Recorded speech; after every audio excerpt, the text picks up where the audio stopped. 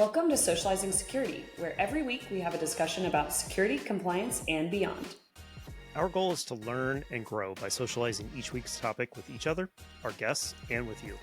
A quick compliance note, this podcast is meant for informational purposes only and should not be considered legal or regulatory advice. We're glad you've joined us, and we hope you'll learn along with us.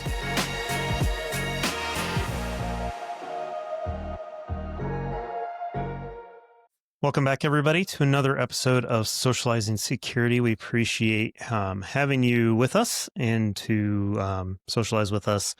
We've got kind of a fun, kind of almost a basics episode again, maybe, where we're going to talk pretty high level about one topic. That one topic is going to be compliance. Don't run away. Everybody, you security folks still need to hear this stuff because we all have to deal with it. So I think it's important to talk about, and I personally am looking forward to it, Milu. Great. I had one of those like typical compliance officer days today where one of my colleagues was out on family leave and she came back today and I was like, oh, hey, how's it going? And then I was like, oh, by the way, you need to do your InfoSec training. It was very much one of those like, hey, welcome to the monsoon of Slack messages. Also, in the next month, could you please do your InfoSec training, which just felt very on brand and also a little icky, but she was like, oh, of course. But it was fun. We all know when we take that much time off that we're going to run into that kind of stuff. So welcome back. Here's your training. Yeah, now that you're all nice and relaxed from your vacation, let's not to say from a medical leave perspective it was a vacation. Yeah, but I just don't mean to time imply that. But, you know, I'm thinking about the worst case scenario, which is coming back from a vacation where you are relaxed and all of a sudden you've got, you know, weeks worth of training and other things to deal with. So yeah, I feel for your colleague. Mm-hmm. Yeah. So let's talk compliance. I think what we want to do is kind of keep this a little bit high level. We want to talk about a bunch of the different programs that are out there that are common. Maybe do a little bit of just kind of the basics of what is this one? You've probably heard of SOC 2 compliance, but what really is that? What does it entail? Who needs to care about that kind of thing? And some of the stuff that goes around them about software that you could use, or if we have time, we may talk about some of the common controls that go across all of these. So if you have to do multiple of these, where are they going to overlap type of thing? So maybe just to dive in, Milu, let's just kind of start with like, why do we have compliance? What is the point of all of that? Yeah, a lot of it is to demonstrate to your customers that you're doing the right thing. So really in the information security space, it's showing that you have controls that are tested by independent third parties to actually ensure that they're functioning in the way that they're intended. So it's going beyond answering a security questionnaire saying, yes, we do this, but somebody's actually come through and actually tested it to making sure, yes, you are doing this and you're doing it on a repeatable basis. So you're doing, monthly vulnerability scans and you're doing annual disaster recovery tests and annual, or quarterly access reviews, and those things are happening. And somebody's come in with an independent lens to be able to really confirm that those things are actually happening. Yeah. And I guess I'll put my standard disclaimer here is that compliance is not security. It's the beginning of security. But if you stop there, you're not really going to get the level of control that you really need. This is the bare minimum that somebody in a given industry would need to have. And it doesn't always cover everything that you need to do. So it's important to keep that in mind that, this isn't the end all be all by any stretch of the imagination. Yeah. And I think for most organizations, it definitely starts kind of organically, where a lot of them probably do have some baseline template for like security questionnaires that come up where they've kind of been like, these are the initial security controls that we have in place before they've really decided to being like, okay, now we're really going to do that external audit for the first time. We're going to really formalize the program. Generally, it comes through that most technology companies start getting these types of certifications because a customer is really asking for it. So not only is the industry as a standard really saying, this is what we want to hold ourselves to, but then a customer is saying like in contract being like, we want to be able to audit your SOC 2 report once a year. And that's how I've generally seen it for most startups, that it really comes through where it starts from that lens, that's kind of where it comes through, where a customer's asking for it, or the first time it's in a contract being like, oh, okay, we've now contractually committed to having a SOC 2 or ISO 27001 or one of those, that they can do their required third-party vendor due diligence reviews. Because most of those, instead of sending like a generic questionnaire, most of those customers are probably going to audit your team by asking for your report so that they don't have to do their own audit or they don't have to do their own full analysis. They can trust that independent auditor's review. Yeah, sometimes it's also business partners. Their customers are demanding it, so they're demanding it of you as a supplier. So, like, if I were a cloud provider, for example, and I've got a customer that then uses my cloud to create their product or as a part of their product and then provide that to their end customers, they, hey, we want to be able to serve the US federal government. Therefore, we need to make sure we need to be FedRAMP, which means you need to be FedRAMP. And it becomes kind of a turtles all the way down type scenario where everybody that you rely on has to hit the same controls. Yeah, it's that kind of like that supply chain really of saying exactly if they have access to customer data and they're processing it or storing it in a certain way, that they need to comply with the same type of stringent standard that original party does, so that it flows down to their contractors, to anybody that has access to the customer data. Yep. So let's talk about a few. We've mentioned a few already, and so let's kind of dig into this list. I know one that we've talked about on previous episodes several times is the SOC 2 audit. So, kind of who's going to have to care about this? Who's going to be looking for the SOC 2 compliance? Like who's the body that we're trying to prove things to? And then what are kind of some of the main controls, some of the main goals out of the SOC 2 program? Yeah, so SOC 2 is very much like a US specific type of information security standard and control. And we'll talk about ISO 27001, but I usually think of those.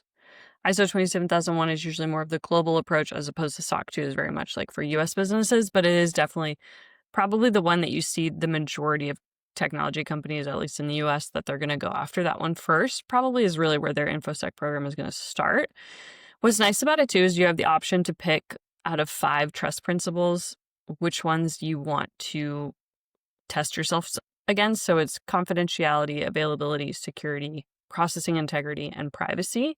So you'll generally see most companies going after 3 of the 5. So usually they go after confidentiality, availability, and security.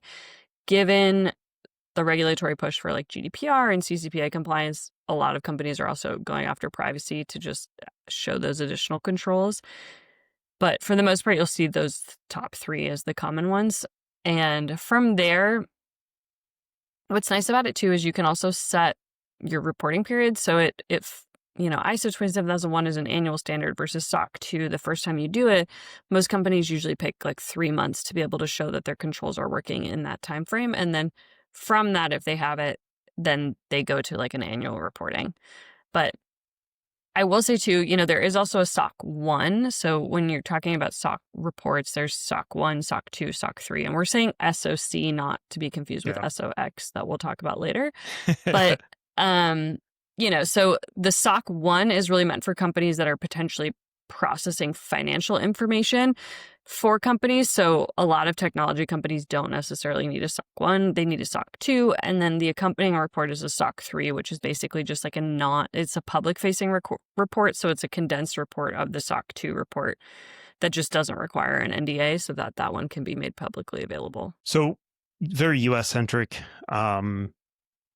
Is this something that the US government is putting down? Is this a finance industry? Is this something that customers are generally like, hey, we know that SOC 2 is kind of the standard out there, so we're going to ask that, require you to have that if you're going to do business with us? Like, where's this coming from?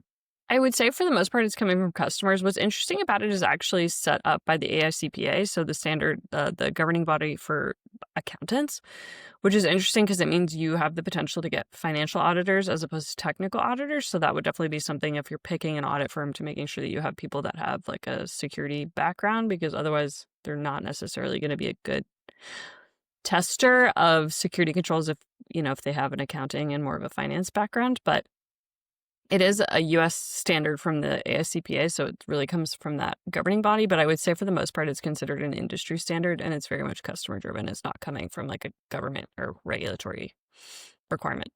Okay.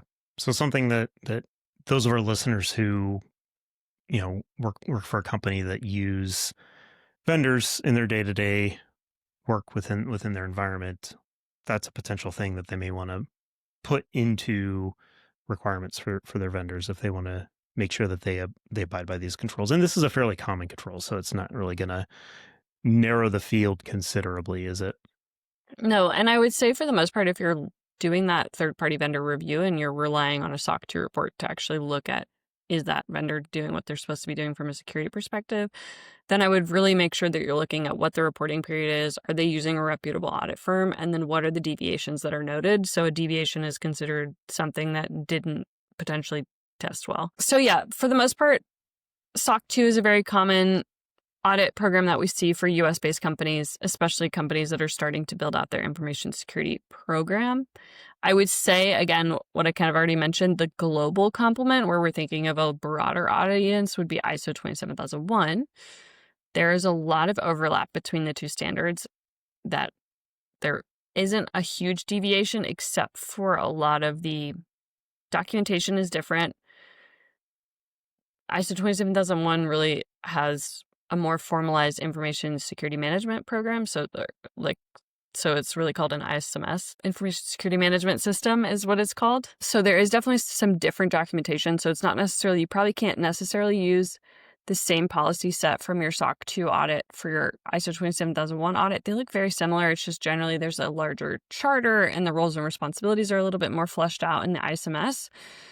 And then from there to what I like about the ISO 27001 audit that sets it apart from SOC 2 is that there is a continuous improvement requirement for the ISMS, which means year over year, the program needs to continue to mature and get stronger. And the company needs to show monitors and measures, which is really objectives that they're really measuring the strength of their security posture. And they're considering what are they doing on an annual basis to really improve that so that it's not just a stagnant, we check the box, but actually our program is maturing and we're continuing to do X, Y, and Z. Yeah, I really like that part because it's important to hit certain metrics, but to me, in an environment, you want to see progress. You want to see it continue to mature. You want to, of course, there's a level of maturity at which it's more about maintaining the level than it is about increasing the level, just because nobody's environment's ever going to be perfect because it's always going to be changing. And so having that built into the program to say, yes, we've improved over the last 5 years that we've been doing this is, I think is a big deal there too, as well. It does make it a little bit more challenging for companies too. So again, it does make it a little bit of a harder one to maintain. What's nice about it though is that the ISO 27001 framework, the audit itself falls on a 3-year cadence, which means you have a very large certification audit the first year, and then you kind of do like smaller samples of those controls for year 2 and year 3. And then again, the 4th year is again like a full-blown, all of it's tested. So it depends on which audit firm you're using, but it does mean that after the first year, the 2nd and 3rd year should be a little bit lighter on your audits. And then it really kind of follows that 3-year cadence. But there isn't necessarily the same type of scoping that there is in SOC 2 that you can like limit the control set, which you could do with trust principles. So ISO 27001 is a little bit of a more rigid framework in that regard. But if you did want to add on the privacy type requirements, you could consider doing the ISO 27701 standard, which builds on top of the existing information security standard, but it's really based off of the privacy requirements and GDPR. Interesting. That, of course, is coming from ISO, the International Standards Org. They also have a newer one specifically around AI, because we have to talk AI every few episodes. Maybe dig into that one a little bit. Yeah, so that one is more interesting, and it's a good one because it is basically going for companies that are really building AI systems. So it's not really one that's necessarily meant for companies that are using AI, but really the ones that are building AI and they're doing it responsibly. So it's taken a lot of the AI risk management frameworks from NIST, for example, that we've seen, as well as like the EU AI Act, and has created a requirements framework for companies that are actually building artificial intelligence models and how the training and testing those. And so that's what the ISO 42001 framework. Sorry, I haven't really said that one out loud. I was like, what Not would confusing I at all. say that? Yeah. The 42001 framework would be the one for AI. It's interesting because I think, the fours is interesting that they chose that for AI because there's a lot of environmental regulations in the 4000s, but I think that just might be where they're at in their counting. So it could just be random. But anyways, the ISO 42001 framework is specifically for AI, and it's meant for companies that are really building and generating AI systems. It's definitely one that I've seen the larger enterprises have gone after.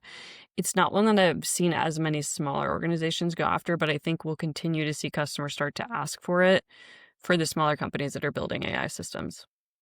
Cool. And is that one that you see customers asking for similar to the SOC 2, or is this one that is more industry-led?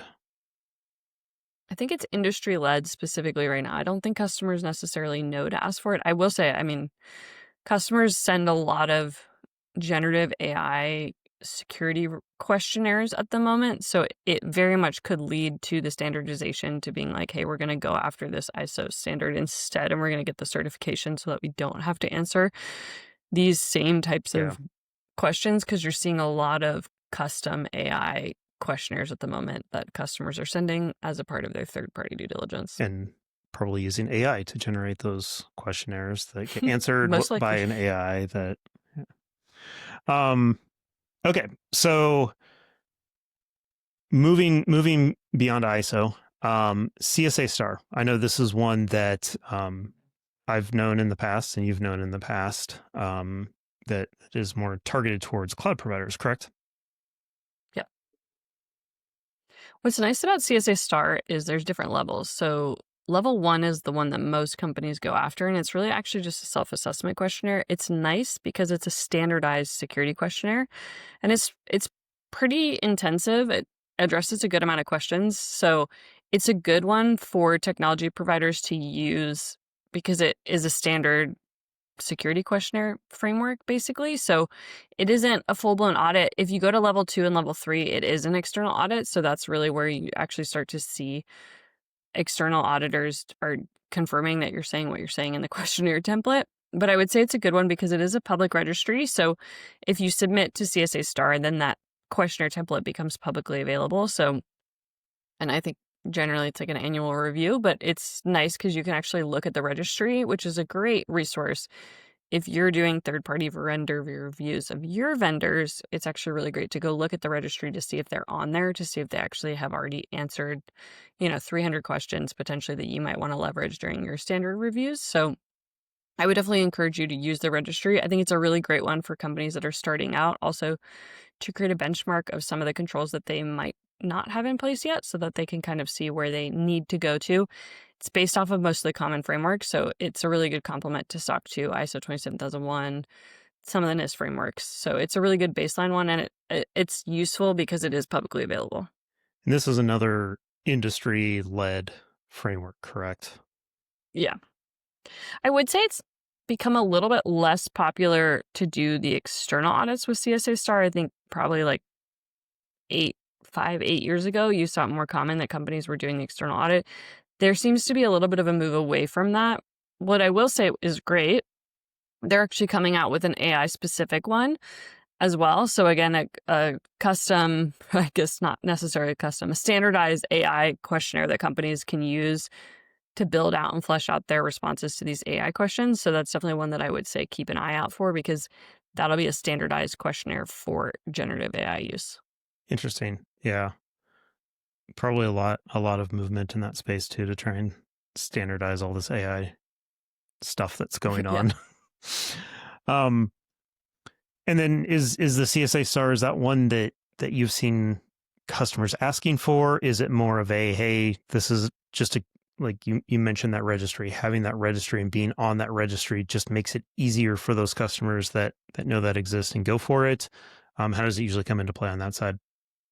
Generally, I think In the EU and UK, it's more common to ask for the CSA star. For some reason, there seems to be more of like a European focus for that one. I would say the questionnaire itself is called the CAIQ, the CAIQ is what it's commonly referred to. And it is definitely one that, a customer might ask for the CAIQ, or the compliance team might respond, to a questionnaire being like, hey, please, refer to the CAIQ while you're doing your review and see if you can use that to answer the preliminary questions before they do like a custom questionnaire. Ask for the kick. I love it. So next on our list is the CMMC, which is more in the U.S. government side of things, if I remember right. It's specifically meant for defense contractors. So it's actually a smaller subset than government in general. It's specifically for the Department of Defense contractors, so DoD contractors. But it is one that will apply down the supply chain. So I think it's definitely one that has gotten a lot of buzz over the last couple of years within the government space, because it is one that smaller mom and pop shops that our DoD contractors will have to fall in line with because the prime contract requires it. And it's required for all DoD contracts moving forward. So there are different levels, again, similarly to CSA STAR. So I think there's 3 levels. The first level being a self-assessment in the same way that CSA STAR is. So a lot of those DoD contractors will be able to do the self-assessment and be able to do that at that level 1 before they have to do a full-blown external audit. So that's a good thing. I think CMMC stands for like the cybersecurity maturity matrix. Model Model certification. Okay. Yep. There we go. And for the most part, it's based on a lot of the NIST controls. So it's not the longest framework, but it is more intensive for sure. And I think it's a good push. It's really coming from customer itself, being the U.S. government, for the Department of Defense specifically, is requiring that all of their subcontractors comply with this standard. Yeah, and this is one that I've actually used not as a certification program itself, but the maturity model aspect of it is a piece that I've used to, more from a marketing perspective, to be honest, to kind of put things into context. The comment I made earlier about always improving comes from a lot of focus that I've put onto maturity models. And, you always have to try and figure out how to become more mature, while at the same time knowing the sands are always shifting underneath your feet too. So having models like this out there have been super useful to me to know. Again, never having to actually certify to that or show compliance to that, but just to use as a generic model. I've definitely seen the CMMC used in multiple places like that. Yeah, it's definitely been more to the buzz the last couple of years. I think there were a lot of changes to it as well. They kind of changed the standard like a couple different times. So, and I think they moved the compliance deadline as well a little bit. So, but now again, it's in flight and it has 3 levels and it's very in use. Yep. Next up, another government one that I know both of us know fairly well, which is the FedRAMP. Again, very U.S. government centric, but has some strong ripple effects even to the state level as well, right? Yeah. So yeah, the accompanying on the state level is called state ramp. There are a couple of different states that have their own. Texas, for example, has tax ramp. If you have FedRAMP, you're automatically compliant with state ramp or tax ramp specifically. If you do state ramp, does not mean that you're FedRAMP. So it's an interesting one in the sense that if you're going to be processing government data, you probably want to go at the highest level on the federal level, but there is a unique component related to sponsorship that makes it potentially harder for companies to actually get into. It's also one of the more expensive frameworks. It's just very expensive because it's really arduous. It's just a hard framework to implement. There are 3 different authorization types that you can get. So there's low, moderate, and high. And that really depends on the sensitivity of the type of data that you would be processing from the federal or the state government. So, if you're processing classified information, you're going to need to get FedRAMP high versus, confidential information is going to be on moderate. And then things that are more internal, less sensitive would be more on the low authorization. If you are FedRAMP, your third-party processors, the vendors that you use, also have to be a FedRAMP. So it is kind of like one of those nested programs that FedRAMP sits on FedRAMP, which is tricky because it also means sometimes you have to abandon some of the vendors that you're using or,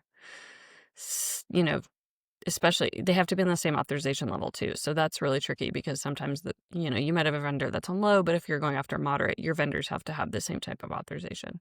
Yeah, it's definitely one that can narrow the field fairly quickly depending on what the end customer needs. Um, having seen the moderate effort, like the low effort's pretty low.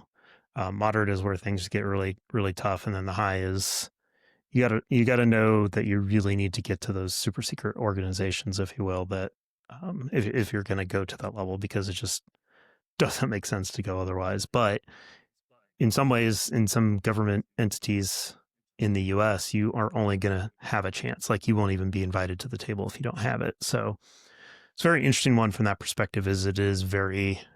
You're self-selecting if you don't pursue it to some extent. And I know, you've done a lot of the startup space, and I guess how common is it from that perspective, given these costs and time requirements to get in there? Like, do startups pursue this? Because, government contracts can be huge movers for a startup.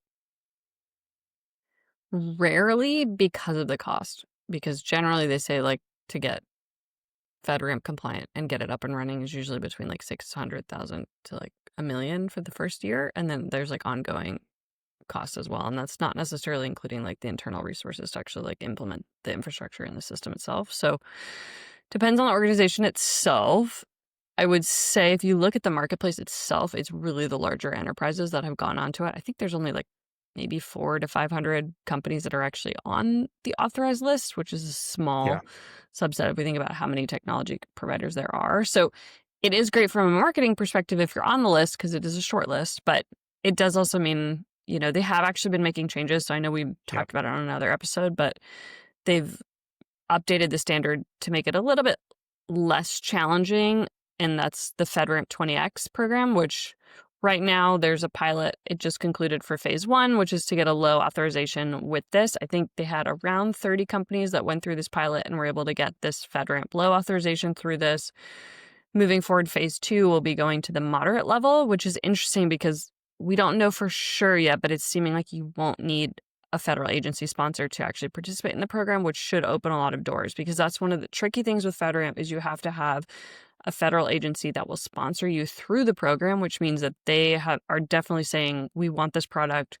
We're willing to sponsor this company through the about year-long process it's going to take them to get this authorization because we need this technology that badly that we're willing to wait for it and we're willing to sponsor them to go through this authorization process. So there is the potential that we won't need sponsors anymore, which could open a lot of doors because it's really hard. It's kind of the chicken and the egg situation. If you are a company that wants to get the government contract, you want to go through the authorization, but you cannot get certified until you have a federal agency that will actually come in and sponsor you. Yeah. Yeah. And we did talk about that on a previous episode. We'll make sure to link to that. Because that conversation we had, I did notice a news article that talked about the fact that the 20X program really has made a difference. They are seeing a faster pace with that initial cohort. So obviously a lot more to come. Yeah. I mean, if you compare the controls itself, like low authorization, I think is like 180 controls versus in the 20X, I think it's 48. So just even to being able to evidence those controls, the cost of the audit is significantly less.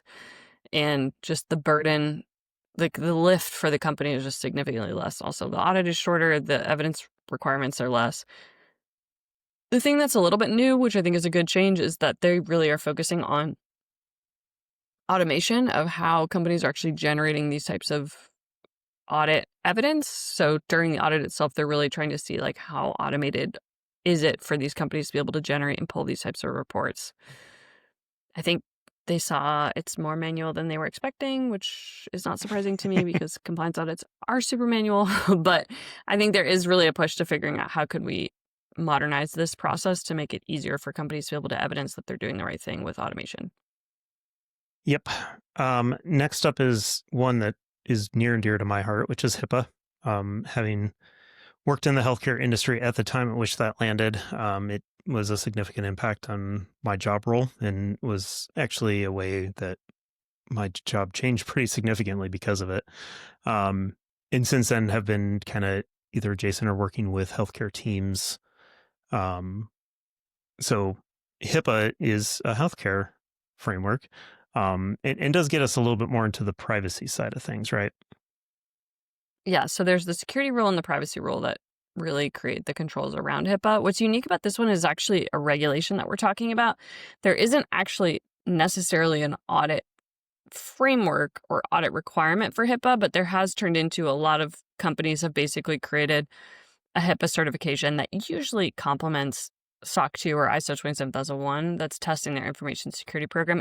It's unlikely that a company has a HIPAA letter without an accompanying SOC 2 or ISO 27001, for example. They're a really good complement to one another. So to evidence compliance, generally, a lot of audit firms, a lot of these firms that do SOC 2 or ISO 27001 now also offer an additional either add-on or separate audit that you can do for HIPAA specifically to be able to evidence that you've done it with an external third party and you're not just doing an internal review. Yeah, and HIPAA's, like you mentioned, is a regulation, so there's legal consequences involved with it, and it does apply really to anybody that is managing health data. So whether you're on the provider side doing like hospitals and actual doctors, or on the payer side doing like insurance and that kind of thing, or any company that those two types, those are the two main types within healthcare, are relying on. So this becomes another one of those, stack of vendors needing to match HIPAA, correct?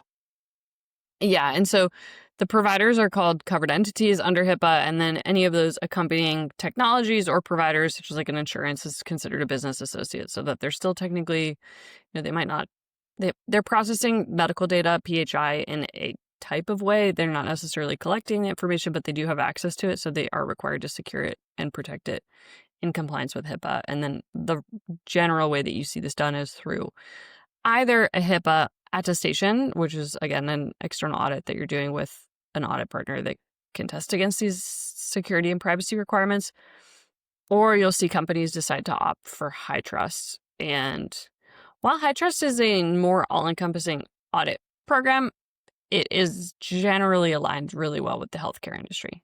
Yeah, so let's talk about HITRUST. That's the next one on our list. So aligns with HIPAA, so a lot of the security type controls, but where is it? It's more generic than that, correct? Yeah, so you can actually, if you're going through a HITRUST assessment, you can actually pick which frameworks you want to audit against.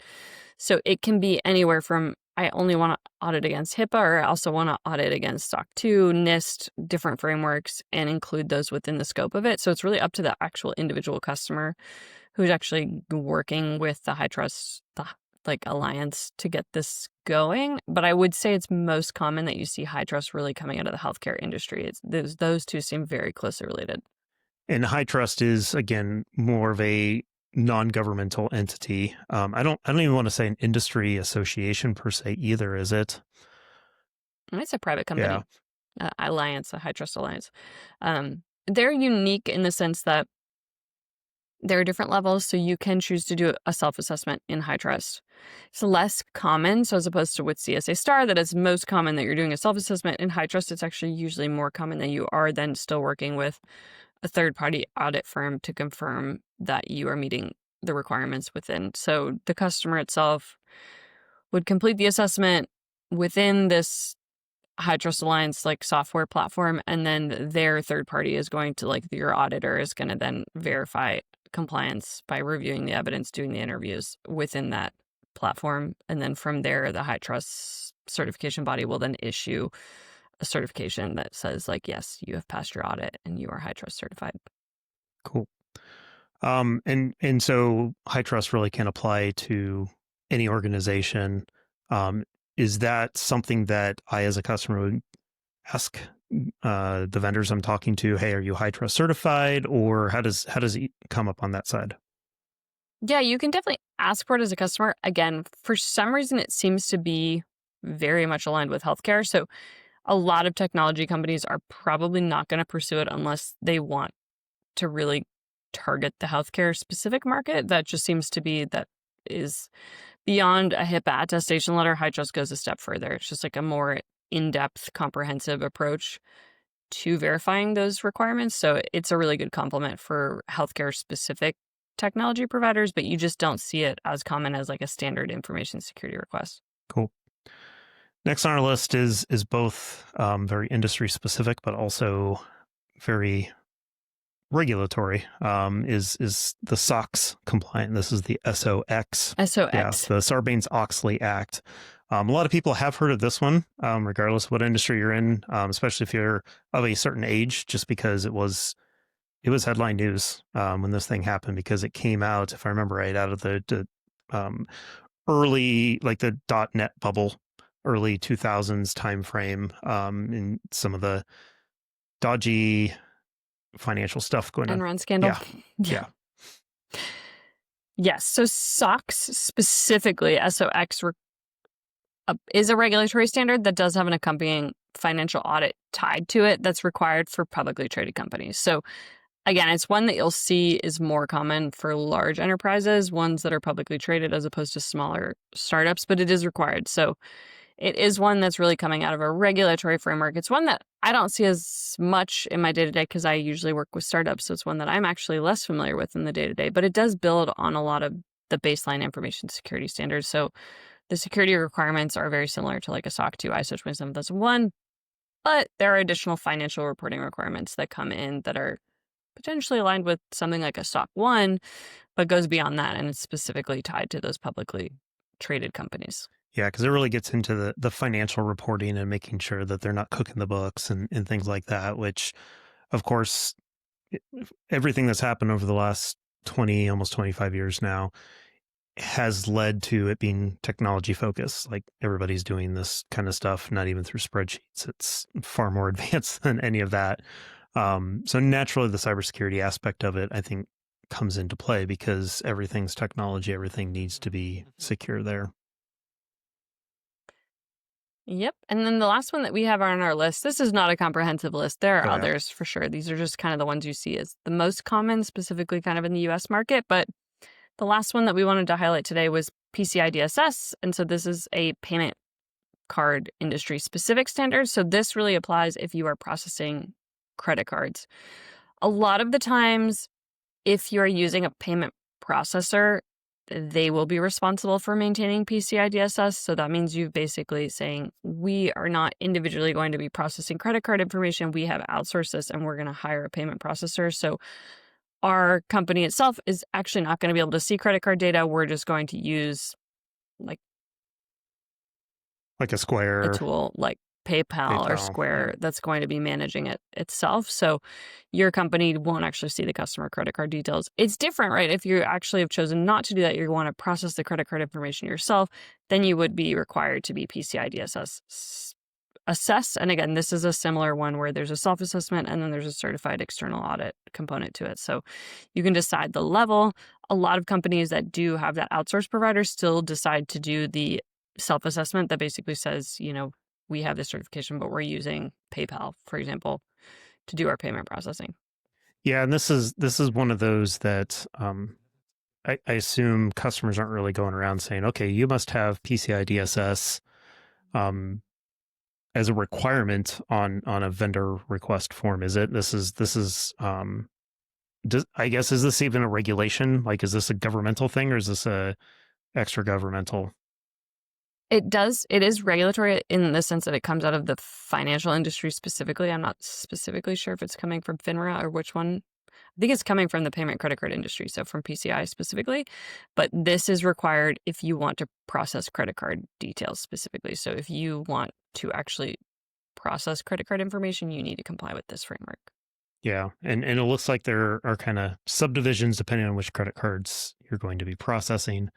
So like, there's not a lot that don't process all of these that are on the list. So definitely a common one out there.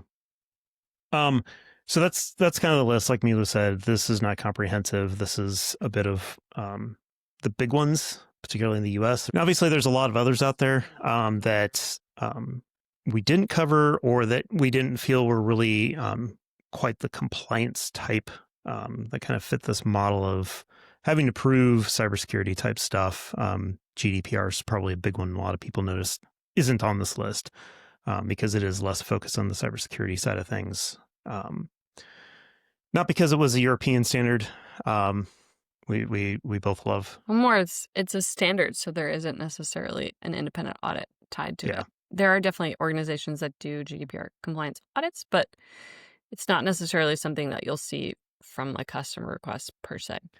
Yeah, and on that note, we're kind of winding down because we're already going pretty long on this one, but I'm loving it. The auditing aspect of things, you mentioned several of them are self-assessment. Some of them are you have to bring in an auditing firm that's going to sign off on that. Some of them you can kind of choose where you go there depending on what level of provability you need to have for your customer base. And some of these overlap. We talked a lot about these overlaps.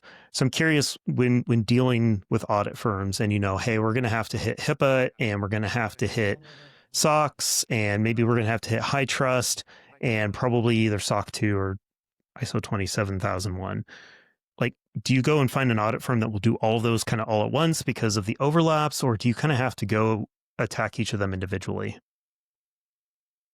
I would say it generally starts out that you're doing them individually, and it's because you're picking a smaller firm that's potentially more cost effective, and so they might be able to do like SOC 2 and ISO 27001, or maybe they'll do SOC 2, HIPAA, ISO 27001. When you start to get to doing HITRUST and doing CMMC and FedRAMP, you're probably going to be working with the larger players. The benefit of that is, even though it most likely will be a little bit more expensive, you can ideally bulk and consolidate your audits, which means hopefully they're collecting evidence across different frameworks at the same time so that you're not just in audit year round. Because otherwise, if you start to do individual standards with different audit firms, you're most likely going to be in audit like all year, which is really burdensome for your teams. So I would say if you're smaller, you might still want to consider the larger players, even again, if they're more expensive. If you expect the program to expand into some of these more challenging or honestly more selective, there's just certain ones that audit firms have to pay to play in that space, which means smaller firms just, again, aren't going to pay to be like a 3 PAO, for example, for FedRAMP. So it kind of depends on the size of your company and where you also think the program is going to expand to. If you think you're expecting a lot of these to show up, then from there, it might make sense to work with a larger audit firm. Cool. Well, we've got more on this agenda, so maybe we'll keep the rest of this for another episode, because I think we did a pretty thorough dive into those, which was awesome, because some of these I didn't know very well. So now I know them better. So I appreciate you sharing all that with us, Milu.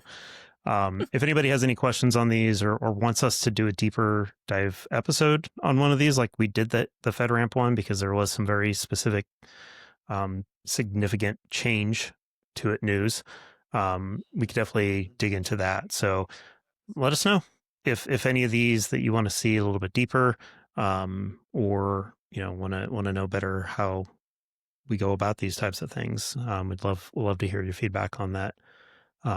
Any other final thoughts, Milu, things that you want to make sure is included in this episode?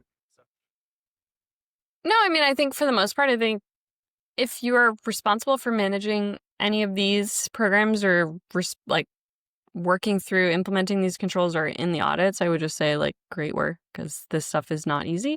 And so it's hard to do, especially for companies that are starting out. It's hard to do this for the first time. So also like celebrate your wins and make sure, you're showcasing that when you do have those compliance standards in your pocket, because one, they help close audit deals. It's a really big deal for your sales team, but also it's just like really great for the company to be able to show that they're doing the right thing. Yeah. And for those of you that are on the other end of this, you are not involved with these, but maybe you are in sales or product or marketing. These are big deals. So celebrate when you hear these. Definitely make a big deal about it, because they're very worth it. Like I've seen the FedRAMP moderate get checked off, and that is a huge celebration point. So treat it as such. Mm-hmm. Cool. Well, with that, we appreciate you all joining us for another episode, and we hope to see you again soon. Thank you for joining us for another episode of Socializing Security. We hope you learned a thing or two with us. If you'd like to continue socializing with us on this topic or have feedback, we'd love to hear from you on LinkedIn or social media. Just search for Socializing Security. Or you can email us at info@socializingsecurity.com. Until next time, stay social and stay secure.